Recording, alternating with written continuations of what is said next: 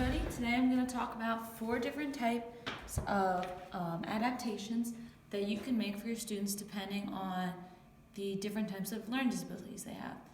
A first thing, addressing modality. So modality just kind of is the basic principle that every student learns differently.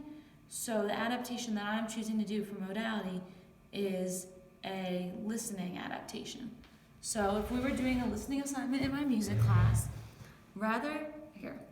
the students would listen to a piece, and instead of just sitting there and listening,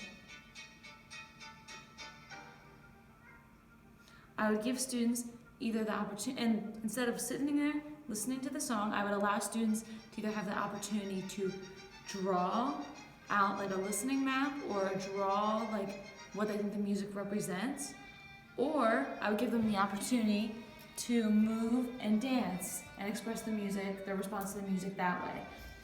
By using those 2 types of adaptations, it would help for the students that might not be able to sit still, focus, listen the whole time, and actually absorb the music. It would allow them to still be able to learn and interact and get a response out and take away from the music in their own way.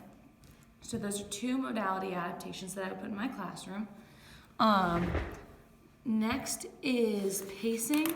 So pacing is just the fact that every student learns at a different pace. It might be overwhelming for a student if you put a whole page of music in front of them.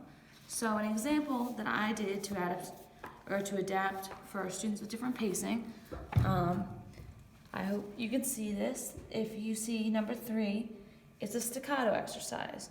So you can see that there's a lot of 8th notes going on, and there's staccatos and legato notes. So the way that I adapted this for my classroom is I rewrote the exercise and I took out all the subdivision of the 8th notes. So it's just all quarter notes and half notes, and I still left in the articulations, the staccatos and the legatos. By doing this, it helps it for it to be less overwhelming for a student that might be learning staccato, and they can still take away the important concept of the articulation and practice it without being overwhelmed by all the notes on the page and all the notes that they have to move their fingers to play. So I still left the staccatos, there's still the legatos, and they can still have a chance to try this concept, hopefully in a less overwhelming way. So rewriting a music part is one way that you can adapt for pacing. That way students don't feel completely lost, they can still participate, and they can play the music at the level that they're currently able to play at. Next up, I'm going to address color. So if I was showing this paper to teach time signatures, I have a 4-4 little line here, a 3-4 line here, and a 2-4 line here. Having everything in black could make it more difficult for a student to take away the important part and the concept I'm trying to teach.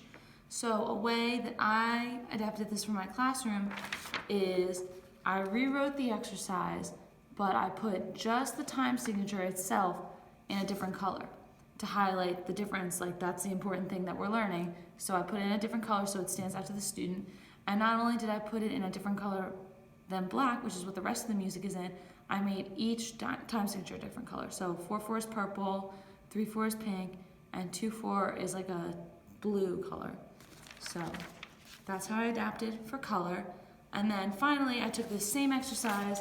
Maybe reading it off a page is too small for a student, so as far as the sizing adaptation, I rewrote this on the board larger for my students to see, so that it's not just this little thing in front of them. And I also wrote it in green. I thought maybe that color might be more appealing to students, so it kind of also fits into the color adaptation.